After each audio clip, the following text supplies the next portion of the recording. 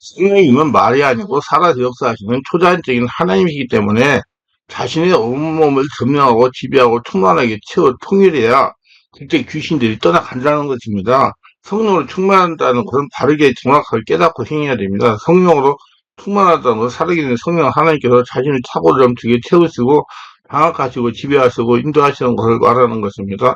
더 쉽게 설명한다면 자신이 죽어 없어지고 성령님이 주인 되셔야 한다는 말입니다. 우리 충만한 것에 성령의 인도를 받으며 월화 금 토요일 집중치 온몸 기도 오래 지역교육을 하니까 성령님이 성도들이 전인격을 온전하게 지배하시고 장악하시고 통일하셔서 성령으로 충만해지니까 귀신들이 하나둘씩 자동으로 도망쳐서 나가서 온전해지는 것입니다.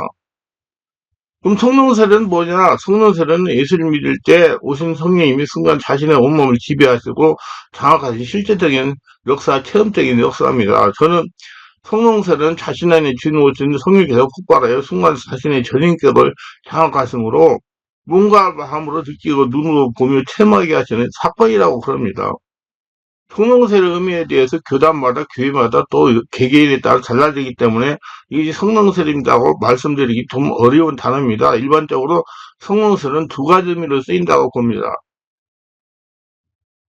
첫째가 성령이 내주하시면 우리가 예수 믿게 되면 성령께서 우리 안에 들어오셔서 우리와 함께 동행하시게 되는데 이걸 성령 내주하심이라고 합니다. 또한 이것을 성령 세례라고 합니다. 바로 우리가 예수 믿고 하나님의 자녀가 됨으로 말미암아 성령과 연합되는 것입니다. 성령을 거듭나다는 뜻이 바로 우리가 예수님 믿음으로 하나님 자녀가 되는 사건을 의미하는 것입니다. 이런 경우 성령 세례는 우리 일생에 딱 한 번 있는 잔해적인 사건이 되는 겁니다. 두 번째가 우리가 예수 믿고 나서 특별한 경험을 하는 경우입니다. 성령의 특별한 역사를 말미암아 뼛속까지 회개하는 경험을 하게 되는데 방언을 받게 되는 경우도 있고 성령과 친밀한 교제를 하게 되는 경우도 있습니다. 하늘의 권능을 받게 되는 것입니다. 권능 있는 삶을 살아가는 계기가 됩니다. 자신은 없어지고 성령이 주인된 삶을 살아가게 됩니다. 이런 경험을 성령세라고 칭하는 경우도 있습니다. 이런 경우 성령세는 우리 일생에 한 번 체험할 수 있는 사건이 될 수 있습니다. 성령세를 체험하고 나면 성령이 강하게 자리 잡힐 때마다 성령 역사를 경험하게 된다는 뜻입니다. 하나님은 성령의 세를 체험하게 하고 단련하여 하나님 마음에 합한 자를 하나님이라 사용하십니다. 성령으로 세례받으면 하나님의 영으로 사로잡히는 것입니다. 삼위 하나님으로 사로잡히는 거예요. 성령의 세례는 성도의 마음을 그리스도에 대한 이해와 사랑과 신뢰로 가득하게 차게 하며 성령의 삶의 주관자가 되게 하며 하나님의 자녀로서 하나님이 부르며 적합하도록 능력을 부여하십니다. 거듭나는 것과 성령으로 세례받은 것과는 별개의 다른 사건입니다. 누구니 그리스도인이었으면 그리스도의 사람이 아니다. 로마서 8장 9절 성령의 세례를 받음으로 성령이 이끌림을 받게 됩니다. 그저는 성령에 태어난 사람으로 성령은 그 사람 안에서 중생의 사역을 이루십니다. 그리스도인이란 그 아래로 성령이 내주하는 사람을 지칭하며 성령 세례받은 자를 의미하는 것은 아닙니다. 거듭남으로 구를 받게 됩니다. 즉 성령으로 거듭나서 하나님의 자녀가 되는 것입니다. 그러므로 사람이 성령에 거듭났지만 성령으로 세례받지 못한 경우도 있습니다. 그러므로 중생과 성령세는 동의가 아니라는 뜻입니다. 귀신을 쫓아내면 성령으로 세례를 받으시기 바랍니다. 성령으로 세례를 받음으로 비로소 성령인들을 받으면서 귀신이 도망치게 할 수가 있는 것입니다. 성령세를 받으려면 성령세를 받은 것을 사역을 하는 그런 목사한테 가야 성령세를 받을 수 있어요. 어떤 분은 어떤 교회인데 오늘 와가지고 말씀하는 교회라서 여기 와서 해결받으러 왔다고 그러더라고. 맞는 소리예요. 말씀하면 성령의 역사가 안 일어나니까 귀신이 쫓아낼 수 없죠. 성령으로 세례받음으로 초자연적인 성령 하나님께서 자신을 지배하게 되므로 이때부터 귀신들의 정체가 드러나기 시작합니다. 성령으로 세례받고 마음 안에 주인이 오신 성령 하나부터 성령의 불이 나오는 귀신이 도망치기 시작합니다. 절대로 성령 세례를 받지 않으면 귀신을 쫓아낼 수가 없습니다. 성령이 귀신을 쫓아냅니다. 성령의 불세례입니다. 성령의 불세례는 자신이 지동서의 주인으로 계시는 예수님부터 성령의 불이 끊임없이 타오르는 걸 말합니다.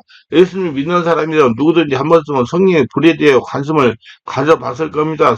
하나님을 믿는 사람들에게 있어서 성령의 불을 받는다는 것은 신비적인 체험 같습니다. 성령의 불세를 받는다는 것은 다른 말로 표현하면 성령 충만입니다. 그건 또한 성령의 기름 부으심으로 표현되기도 합니다. 요즘 성령 충만한 말이 하도 남용돼서 성령 충만합시다 말하면 그저 성령과 더불어 살아가는 성도로 생각합니다. 성령에 대해서 알고 있는 사람을 생각합니다. 하지만 성령을 충만하게 받게 되면 성령이 자신의 주인이 되시며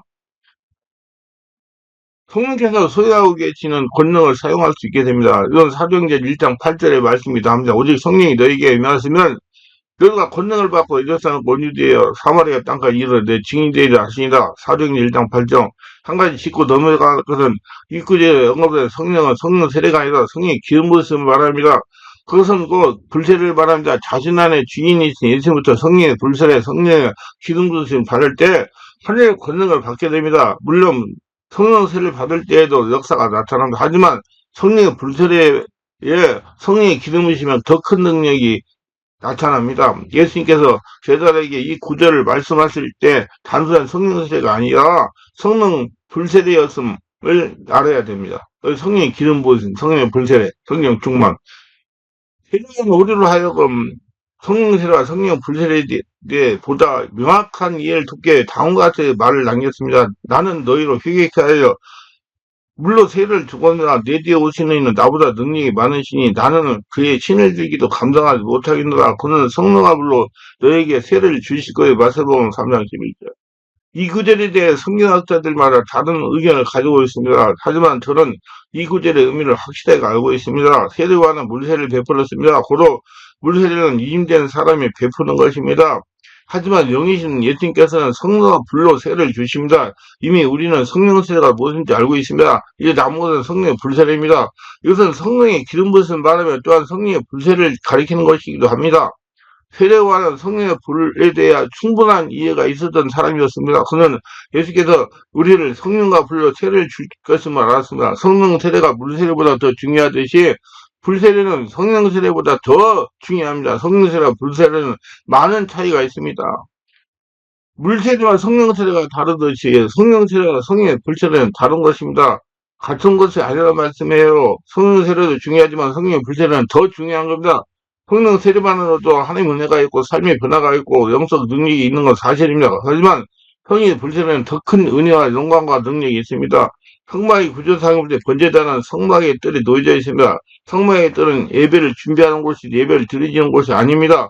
성령의 뜰은 참 경배자가 되기 위한 준비 장소이기 때문에 성령 세례는 성막의 뜰을 지나 청소에서 행해지는 것입니다. 그러나 성령의 불세례는 성소를 지나 지성소에서는 예수님부터 행해지는 것이며 지성소에 끊임없이 흘러나오는 것입니다. 물세례와 성령 세례 없이 갑자기 성령의 불세례를 받을 수는 없습니다. 장성한 자가 되기 위해서 반드시 어린아이의 시절을 거쳐야 하듯이 성령의 불세례를 받기 위해서 물세례와 성령세례가 먼저 행해져야 됩니다. 성령세례를 받은 후에 불세례가 나오는 겁니다. 성령세례가 성소에서 얻어지는 것이라면 성령의 불세례는 마음만 지성소에서 얻어지는 것입니다. 자신의 마음만 지성소에 주인을 계시는 예수님이 주시는 겁니다. 물세례가 물로 행해지는 것이고 성령세례가 성령으로 행해지는 것이라면 성령의 불세례는 성령의 기름 부음으로 행해집니다. 성령의 기름 부음이 귀신을 몰아내는 겁니다. 성령 세례도 강력한 능력이 나타납니다. 성령 세례를 통한 어떤 이는 방언을 하며 또 어떤 이는 예언을 합니다. 하지만 성령의 불세례를 받은 사람에게는 그 이상의 신령하고 초자연적인 역사가 나타납니다. 어떤 사람은 병을 치유하는 능력을 드러냅니다. 또 다른 사람은 하나님의 음성을 직접 듣기도 합니다. 신의 은사에도 여러 가지입니다. 어떤 사람은 다리가 길이가 다른 것을 똑같은 길로 길어지게 하는 치유만을 가지고 있는가 하면 또 다른 사람은 소경의 눈을 뜨게 해주는 치유사를 가지고 있습니다. 성령의 불세례는 초단에 대한 큰 능력이 있어요. 그래도 사도 바울은 자신의 복음 전함을 근원이 능력과 성령과 큰 확신으로 되었다고 고백을 했던 것입니다. 성령의 불세례는 엄청난 권능의 능력이 있습니다. 그리고 성령의 세례와 성령과 함께 성령의 불세례, 성령 충만이 있음도 믿으시기를 바랍니다.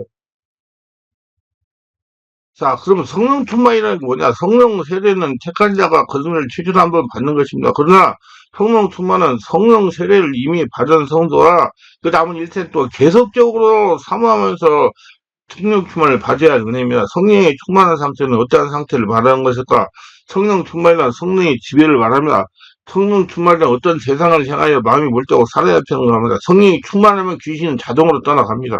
성령 충만이란 성령님이 한 사람을 지배하고 장악하게 마음대로 하시는 상태라고 설명할 수가 있어요. 그러니까 한 나라가 됐기 때문에 귀신이 떠나가야 될 수밖에 없어요.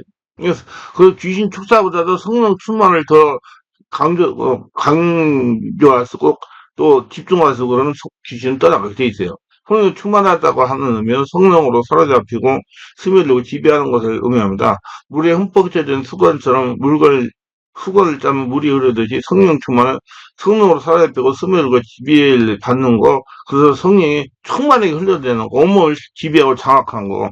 그러니까 귀신이 떠나가는 거죠. 그리고 왜 우리가 성령 충만을 받아야 하는가? 이 질문에 우리는 두 가지로 요약할 수 있습니다. 첫째는 성령 충만이 모든 신자에 대한 하나님의 명령입니다. 둘째는 하나님은 이 방법을 통해 모든 신자에게 권능을 주시기 때문이다. 성령 충만한 생활은 일생을 통한 도전입니다. 성령으로 전도하는 것은 매일매일 심지어 매 시간 헌신하지 않으면 안 되는 겁니다. 교제인들이 자신의 느낌과 관계없이 항상 성령에 의지해야 됩니다. 사람은 하나님의 성령이 아니면 그와의 반대되는 세력에 지배받게 됩니다. 그러니까 성령 아니면 귀신한테 지배받는다는 얘기야. 아담 안에 있는 사람은 다 귀신 지배받는 거예요. 그래서 예수 믿고 듣고 있을 때나 성령의 지배인되고 성령 세례받고 예수 믿는 세상 사는 이제 하늘나라 성령의 지배를 받는 거예요. 그래야 귀신이 떠나가는 거예요. 그래서 하나님은 성도들에게 성령으로 충만함 받도록 명령하시는 겁니다. 사울은 노아 영이 함께했던 사람입니다. 그것도 크게 임했어요. 내게는 여호와의 영이 크게 임하더니 사무엘상 16장 1절. 사무엘상 11장 1절은 사울이 그 말할 때 하나님의 영에 크게 감동됨이라는 말씀 볼 때 하나님의 영에 크게 감동된 사실도 알 수 있습니다. 그러나 여호와의 영이 그에게 떠나자가 성령이 들어와 그를 지배하기 시작했습니다. 여호와의 영이 사울에게서 떠나고 여호와께서 부리시는 악령이 그를 건너게 한지라. 사무엘상 16장 14절. 여호와의 영이 사울에게 떠나는 것으로 끝나는 것이 아니라 악령이 그것도 힘있게 내려 그를 지배하기 시작했습니다. 하나님께서 부리시는 악령이 사울에게 힘있게 내리심에 3일 18장 10절. 성령이라고 말할 때 영은 영어로 스피리트라고 합니다. 이 단어 앞에 호리를 붙이면 성령의 뜻이 되는 것입니다. 그리고 이 단어에는 술이라는 뜻도 됩니다. 그게 바울은 지금 술이라는 스피리트에 취하지 말고 하나님 거룩한 성령이신 성령에 취하라는 메시지를 전하는 것입니다. 바울의 술과 성령을 비교한 것은 유사한 점이 많기 때문이요. 술에 취한다고 할 때 취하다는 것은 영향을 받는다, 지배를 받는다 뜻입니다. 그래서 술에 취한 사람은 술의 영향을 받는다, 술이 지배를 받는다는 의미가 됩니다. 마찬가지로 성령에 취한 사람은 성령의 영향을 받는다, 성령의 지배를 받는다는 뜻이 되는 것입니다. 결론적으로 성령으로 세례받고 성령으로 충만을 받아야 귀신이 떠나가는데, 그럼 성령 세례받고 충만을 어떻게 해야 되는지를 먼저 알아야 됩니다. 지금 성령이 어느 하늘에 임하지 않습니다. 하늘에 임한 모든 사도행전 2장 1절로 사도에 끝이 났어요. 그래서 어느 인간적인 목사님들이 말하는 것까지 하늘에 임하는 성령으로 세례받고 충만받아 입을 벌리고 손을바닥을 하늘로 올리고 아무리 천하에 열심히 기도해도 성령은 임하지 않습니다. 분명히 지금 그때 사도행전 2장 1절로 사도를 하늘에 임하는 성령으로 세례받은 사람을 통해 전해가 됩니다. 그래서 성령 세례 받은 사람을 통해 지금 전해가 되는 거예요. 조금 이해하기 쉽지 않을 겁니다. 사도행전 2장 1절로 4절에 성령 세례 받은 사람들에게서 역사하시는 살아계시는 성령님이 성령을 사모하고 안수받고 기도한 사람들 통해 지금까지 쭉 전파가 전이 됐다는 겁니다. 쉽게 설명하면 성령 세례 받아 성령의 지배에 장악하고 성령으로 충만한 목회자를 통해 살아계시며 수단적인 오사와 성경에서 전이된다는 것입니다. 그리고 성령으로 세례받고 성령으로 충만받으면 성령 세례를 받아 성령의 지배에 장악과 성령으로 충만한 목회자를 찾아가셔야 돼요. 귀신을 쫓아내려면 성령 세례 받지 않고는 귀신은 안 떠나가요. 사람의 힘으로 귀신 쫓아낼 수 없어요. 성령 세례 충만한 불세례를 받아야 귀신이 떠나가기 시작해요. 분명히 지금은 성령으로 충만한 사람을 통해 역사하기 때문이에요. 성령은 살아계시지만 하늘에서 임하지 않고 성령으로 세례받고 성령으로 충만받아 성령의 지배에 장악이 되어 성령인들을 받는 사람을 통해 전이가 됩니다. 그 사람을 잘 만나죠. 성경 너희가 하나님의 성령이고 하나님의 성령이 너희 안에 계신 걸 알지 못하는 고린도서 3장 16절. 분명하게 성령은 사람을 통해 역사하시고 전이 됩니다. 그리고 성령 세례를 받으시려면 성령 세례받고 성령의 지배에 장악이 되어 성령 인도하는 사람을 인도하는 교회나 지도인이나 집대 가셔야 빨리 성령 세례받고 성령으로 충만을 받을 수가 있는 겁니다.